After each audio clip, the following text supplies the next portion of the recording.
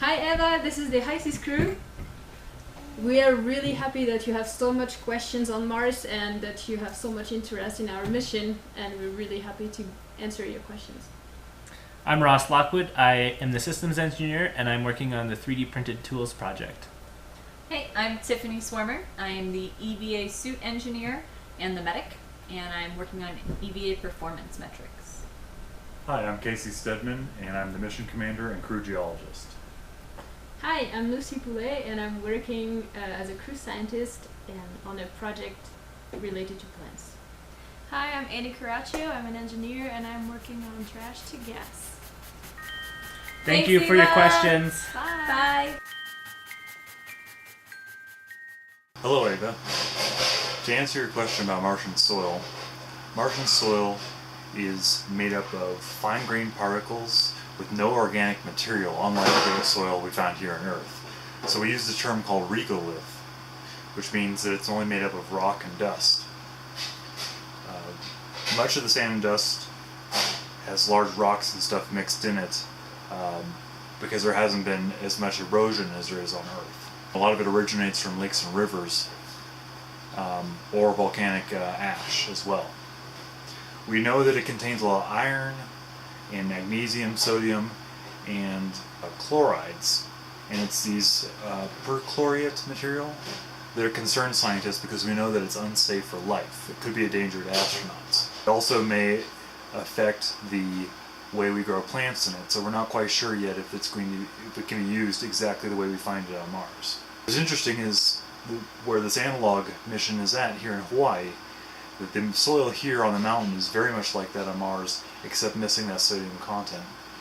And if you were to find a similar to ash-like substance or volcanic rock for your own experiments, you could probably mimic Martian soil as close as you can here on Earth. And just so I could show you a little bit, this is a bag that I collected here on the mountain with different kinds of volcanic soil that simulates that we can find on Mars. Hi Eva, your question was about how do we go about reclaiming water from the Martian soil. And one way to do this is first to find soil that has lots of water deposits. And there are many regions on Mars that are speculated to hold this kind of water. And what I imagine an astronaut would do is send a rover that has specialized equipment for drilling that would send a probe down into the Martian soil with a little heater. The heat would melt the water and cause it to evaporate and travel back up the column of the mine shaft, where it could be recondensed by the rover and reclaimed in something like a tank or as ice in a block of ice. That water would then be transported back to wherever the location that the plants are growing, because it's not necessarily the best spot for plants where the water happens to be. And then the water will be melted just using heaters and be used to hydrate the plants. So that's where I think water would come from on Mars. One of your first questions related to plants was how the Martian gravity, which is 1/3 of the one of the Earth, will affect plant growth. Well, we don't really know yet. What we know though is that on Earth, the stem of plants grow upwards and the roots go downwards.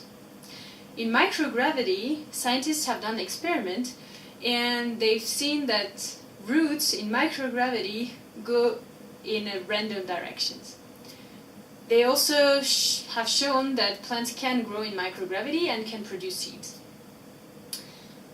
There are some ongoing experiments now on the ISS with a centrifuge to determine how the gravity of the Moon, the gravity of Mars would affect the growth of plants. We probably won't need artificial gravity when we grow plants on Mars because there is already a little bit of gravity. What might happen is that the production of plants, how much they yield, might be a bit different from what we have on Earth. So this is something we might have to account for. But we won't need to have a centrifuge on Mars to grow plants, not like on the ISS. So then you're asking a question about how the fact that Mars is darker than the Earth will affect plant growth, how the Martian atmosphere color will affect plant growth, and if we will supplement sunlight with electrical light. So as you may know, Eva, the radiations level on Mars are very high, and way higher than on the Earth. So the habitat and the greenhouse where we would grow plants would have to be covered under layers of Martian soil to insulate them from the radiations. So this means that we would not be able to use direct sunlight to grow plants like we do with greenhouse on Earth. There are techniques with giant mirrors and special cables to collect sunlight and then transmit it inside a habitat or inside a plant chamber to grow plants. This is a system which works well, but remember that there are big dust storms on Mars, and these dust storms can block the sunlight for several months. Even if we have these giant mirrors, they would not collect any sunlight because it would be blocked. So in any case, we would need to have electrical light as a backup. Most likely LEDs. LEDs are a very efficient type of light which are currently used a lot in horticulture and in all studies for growing plants on other planets and indoors on Earth. So most likely LEDs. So Eva, this is one of my two systems to grow plants, and this is how a system to grow plants on Mars could look like. Let me show you.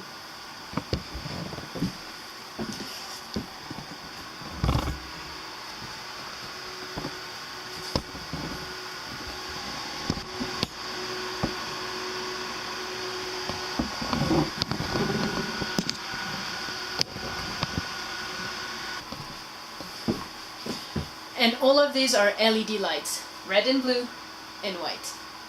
In this system I also have different kind of plants, other plants, which are growing under red, blue and green wavelength. There are some peas, some lettuce, some radishes and tomatoes. When we grow plants on Mars with electrical light, you're right, we'll need to power these lights. Where will the power come from? Well, there are several options. It could be solar arrays, it could be fuel cells, a nuclear reactor, or other solutions that we haven't even invented yet. Right now I'm in the workshop of the HI-SEAS habitat, and I can show you a little bit and explain you a little bit what power systems we use. We have batteries here which are charged with solar arrays outside collecting sunlight. We also have a fuel cell as a second source of energy in case the solar array fails, or if it has been raining for days and we are totally out of power in the batteries, we can use the fuel cell. The fuel cell is a hydrogen-based power source. And in case this fuel cell fails, we have a third source of power, which is a generator. You were also asking how the cold Martian environment would affect plant growth. Well, plants, as I said, the habitat and the greenhouse modules will be under layers of insulation because of the radiations, but also because the Martian atmosphere is not breathable for us. So plants will be grown in growth chamber where you can control the temperature, the humidity, the light, the atmospheric composition, that's to say how much carbon dioxide, how much oxygen you have there, etc. So plants will not be affected by the cold Martian weather outside. And this goes as well for the seasons. Since plants will be inside, they won't be affected by this change in seasons on the Martian surface. Apart from big changes in temperature and the dust storms, I'm not aware of any other big change occurring with the fourth season on Mars. So Eva, you had a couple of very, very awesome questions. A couple of my favorites. If you bring food grown on Earth and expose it to the air on Mars, will it be safe to eat? I love this question. This is a great question. So the air on Mars is mostly CO2, nitrogen, water vapor, and dust contaminants.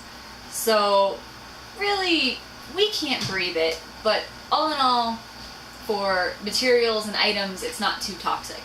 Our biggest concern really is the dust. So if you were to put, let's say, an apple outside, it would freeze. Mars is extremely cold. We're talking winter year long. Winter freezing below 0 temperatures all year long. Essentially, it's so cold that it dries items out too. So your food would become it would become freeze-dried. So essentially, it's like what the astronauts have on orbit now. All of their food has been pre-freeze-dried, so they've removed, freeze-dried means you remove all the water and you freeze it in place so that it doesn't go bad. That way, water and air really are what cause things to rot or go bad. So essentially, putting something outside would just cause it to freeze dry. And as long as you were able to heat it and rehydrate it, you would be able to eat it. I'm going to talk one really brief second about dust. So the dust on Mars and the dust on the moon, both not so good for people. They get into our lungs, they can cause allergies. The dust on Mars might have, it's a chemical called perchlorates, and it's a chlorine type chemical, and it's known to be very, very hazardous to human health. So you would want to protect your food from dust contaminants on the outside. So exposing it to the air, not a big deal. Exposing it to the dust that gets kicked up by the wind, that could be more of a problem. So you would want to protect your plants from that. You would want to protect your food, pardon me, not plants, food from that.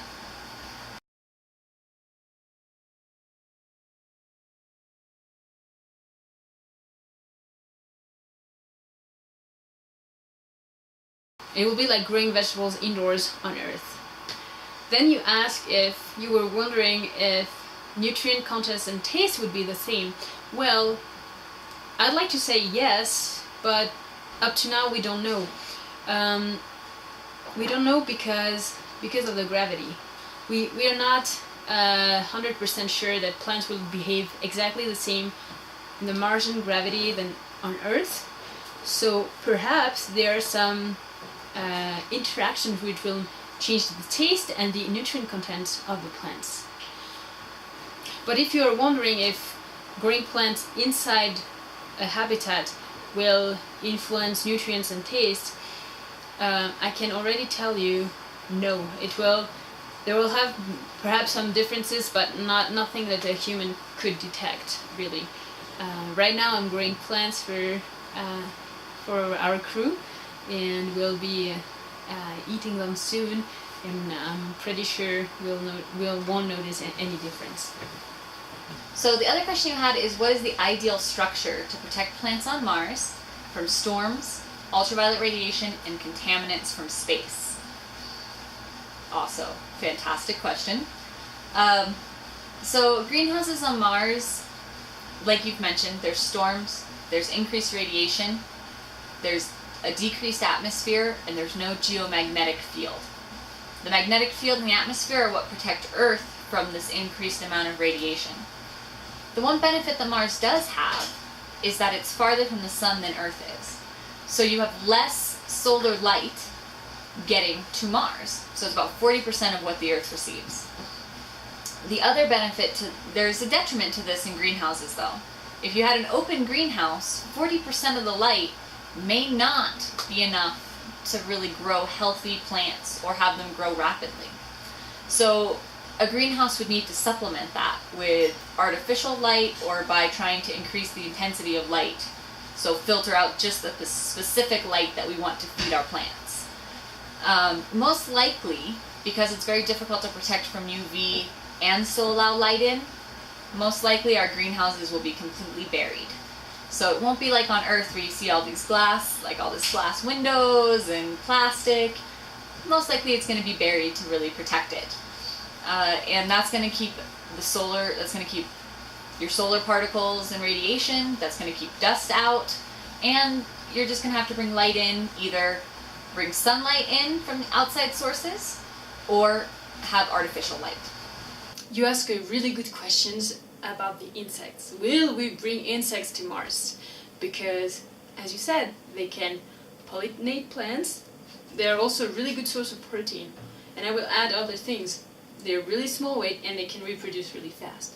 So you can bring only a couple of insects and then have a lot of them that you can eat, or that you can use, like silkworm, that you can use to have silk, and then you can do clothes with it.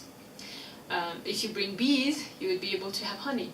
So insects are a very valuable animal that we have to consider for a mission to Mars. The Japanese Space Agency has done lots of studies about it. But right now, the plans for a mission to Mars are still too vague to know if we will actually bring insects to Mars.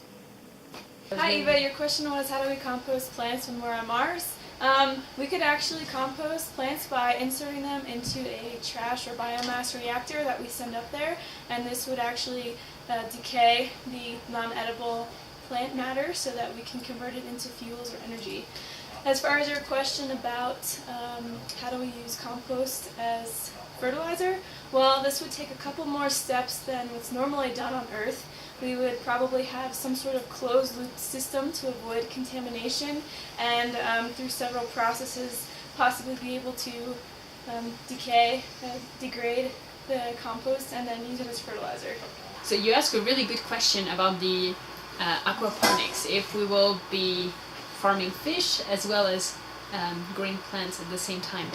So this actually is currently being studied by a lot of different groups on Earth, for Earth applications but also for space. I think that this would be a very good idea to have fish growing in symbiosis, that's the same, in the same ecosystem as plants, because then it would be a more sustainable system in a more closed environment, and astronauts could also benefit from the proteins of fish to eat, which would be very good. So yes, aquaponics could definitely be part of a mission on Mars. Plans are not totally clear now on if this will actually be part of the mission, because it's too soon to tell. Perhaps it will not be part of the first mission, but once humans are settled on Mars and their regular missions, for sure there will be some fish growing together with plants on Mars. Like you, I have also heard about these astro gardening robots. This project was initially meant to be an exhibition for educational purposes. If you want to sustain astronauts only with plants, you would need to have a very big greenhouse, and this would mean that the astronauts the whole day would have to take care of the plants, and they would not be able to focus on their mission. So for sure they would have robotic helps. About these astro gardening robots, if they actually go to Mars one day, then they would have to scatter their little seed peels inside a dome, inside a greenhouse, and not anywhere on the Martian soil, for many reasons. The first one is that, well, plants won't grow in the Martian atmosphere. The second is planetary protection. What does it mean? It means that we want to protect other planets from Earth life. We're constantly looking for life on other planets, and the day we find life, we want to be sure it's life from these planets and not life that we have imported from Earth. So if these astro gardening robots would be planting seeds all over Mars, it would be a problem. You have a very good question about the sort of plants we'll be growing. Ornamental plants such as flowers will be a very important aspect of the astronaut life on Mars.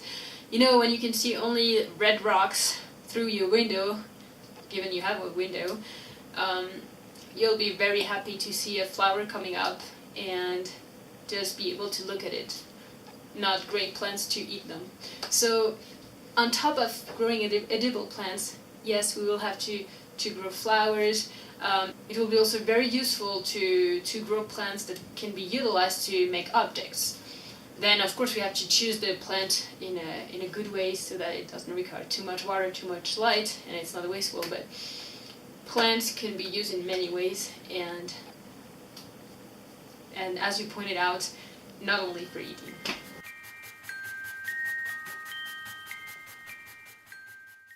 Okay, here's the big secret, Ava. The best part about my job, the best part about the EVAs, first of all, you have all the sucky stuff. So you have to do all the paperwork, and you have to plan it all, and you spend hours prepping the suits and making sure things work and that everything is safe and everybody has their equipment. It's a lot of work. But you want to know what the best part is? Getting to go out in a spacesuit and play. Really, that's the best part. That is by far the part that is that I'm most passionate about, is getting people out there and starting to learn how we can explore other planets, starting to learn and create procedures and protocols and safety measures for the next generation planetary explorer. It's awesome. Very, very awesome. So one of the biggest challenges really is making sure that everybody is prepared and making sure that we are prepared for any eventuality. Since I'm the medic and the EVA technician, it's really my job to make sure that we have, when everybody goes out, we have everything prepped in the habitat for in case they have an injury, if there's a fall, if somebody becomes too exhausted. Any emergency scenario we can think of, making sure the crew all knows which path they're going to take. All this is kind of the biggest challenge and the most stressful part of the job. Like I said, the EVAs themselves, they're very fun. The crew all like them. I love them.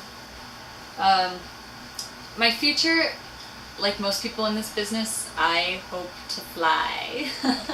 I really would like to fly in space one day. I'd like to be one of the planetary explorers. Or asteroid explorers. I'm not picky. So, in light of that, for my Earth-based goals, I really would like to continue designing and developing better spacesuits to increase performance in planetary environments, as well as continue in analog simulation research. But probably more on the outside, although I will definitely be signing up for more analogs as a subject. I really would like to create a training facility to train planetary explorers. So one of the things I enjoy most about being here is actually getting to work with the whole crew. All these people, all the other crew members here, all have similar interests. They're all very passionate about space exploration and science and taking opportunities like this for themselves, which I think is really cool, and bettering themselves through education and learning new things. That's really interesting to me. For me, I like to hopefully take this experience and use it to build myself further, make my CV better, and find a place within the space industry to work at some point. So back at my real job, I work at Kennedy Space Center as a chemical engineer in the Materials Science Lab of the Engineering Directorate, and we work on all different kinds of problems that deal with the logistics of getting rockets into space, as well as developing systems for human spaceflight for long-duration missions. So my primary project right now is Trash to Gas, where we look at converting waste on long-duration missions and converting that into useful commodities such as water and oxygen for human life support, as well as propellants for fuel to fuel different thrusters or rockets for different deep space rocket engines. And some of the other things I work on are all related to chemical engineering and analyzing data for the Orion spacecraft system. They're currently manufacturing that human-powered vehicle inside the building where I work, which is super cool. Some of the biggest challenges are there's always new things to learn, and there's a lot to keep up with all the time. I have to constantly read the current state-of-the-art technology of what's out there for different systems and make sure we are constantly trying to stay on the edge of developing new technology because the world is such a big place and there's so much going on, so there's a lot to keep up with. Some of the other challenges at work are NASA is a political environment, so we are highly regulated by the different activities going on in the United States government as well as the world. So that can often sway the different paths that NASA has, and that sometimes causes a challenge for trying to schedule or manufacture things for long future missions that require years and years of planning, because politics can change in just a couple months. So that adds a challenge for sure, but I try and just enjoy what I'm doing, the hands-on work in the lab, and I'm just pretty happy with what I do. Hi Ava, I'm Ross. I'm also from the west coast of British Columbia, but inland. I'm from Kelowna. The question that I'm going to answer for you today is, what do I miss most from planet Earth? And I don't know if you can tell from here, but if you look outside the window, you can see that for miles around there's nothing but lava rock, which means that there's no plant life that we can really see from the habitat, there's no animal life, and there's no human activity. And that means that at night it gets extremely quiet. All that we can hear is the wind, and sometimes if it's raining, the rain. So one of the things that I miss the most is the sounds of nature. And one of the ways that I've dealt with that is by bringing along some recordings that I've made in Hawaii. So here are some of the birds that I recorded in Hawaii before entering the dome.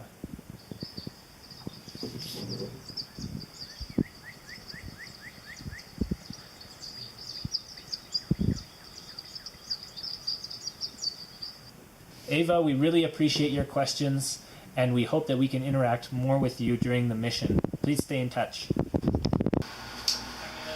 Hey Ava, it's Tiffany again. So to answer your question about what I miss most in isolation, really there's two things I miss most. The first is my pup Belle.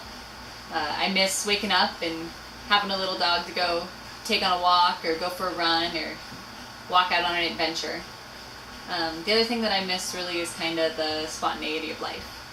You know, when a friend calls you up and says, hey, let's go out and play, or let's go to a movie today. I really miss those type of things.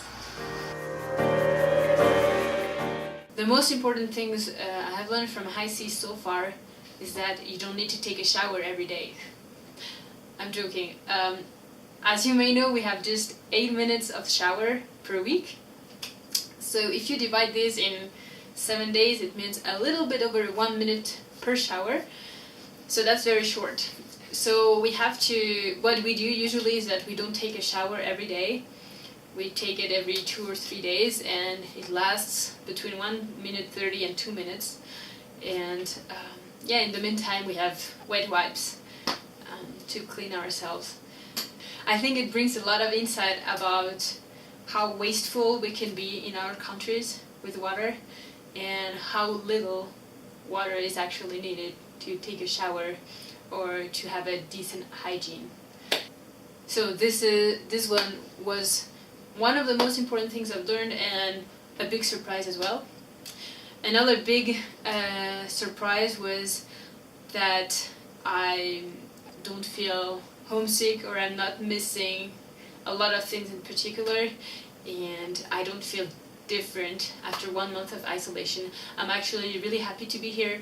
The mission is really fulfilling, and I'm enjoying every little moments I can share with my crewmates who are awesome.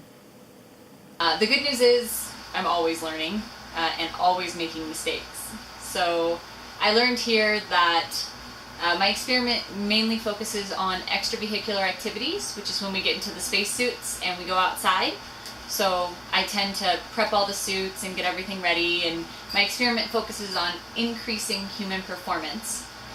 So making tasks easier, or making it, testing how much effort it takes to do each task. One of the most interesting things that I've learned from my experiment currently is that the crew actually really like EVAs. You see an increase in mood, you see an increase in energy when they come back.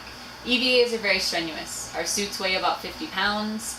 The air isn't as fresh inside, so you're perspiring a lot. It's a lot of energy. And so you would expect crews to come back more tired. And they are definitely physically tired, but mentally their minds are much sharper. They seem to be much more alert, much more happy. It's really exciting to see. Even their vital signs, so their heart rate, their blood pressure, all seem to be a little bit improved when they get back from EVAs, which surprised me a little bit, given the strenuous nature of our EVAs. The only change I would make in my experiment is attempting to incorporate more of the crew's personality and more of, basically more ways to make my experiment easier on them, more ways to collect the data more easily. That's mostly what I would change.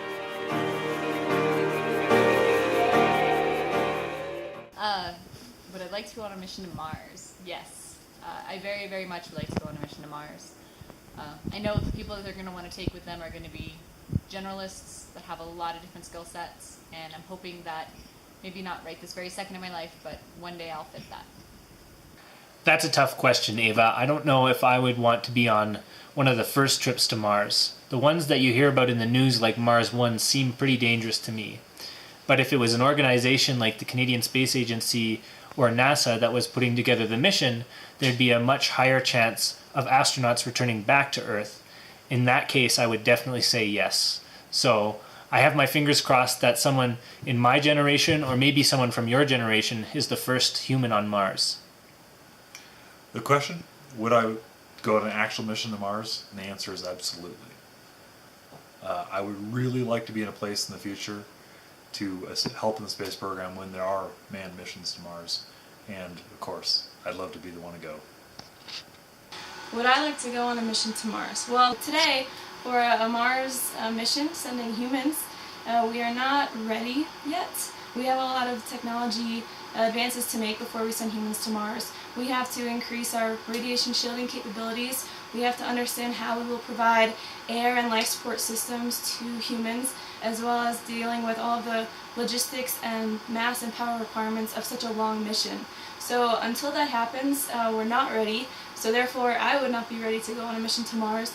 But maybe in a couple decades, when technology advances quite a bit, I will certainly be interested in making a difference for humans in space exploration. A mission to Mars? Yes, yes, and yes. I would love to be part of such a mission. Of course, right now I don't have the skills necessary to go to Mars, and technology is not ready. But when these conditions are met, I hope to be among one of the crew selected to go on this planet. So thank you so much for all your questions. They've been awesome. I know all of us as a crew have really enjoyed answering your questions quite a bit, Eva. So keep it up, and we look forward to, in the next, 10 years or so, seeing how you help the next generation space traveler. Bye.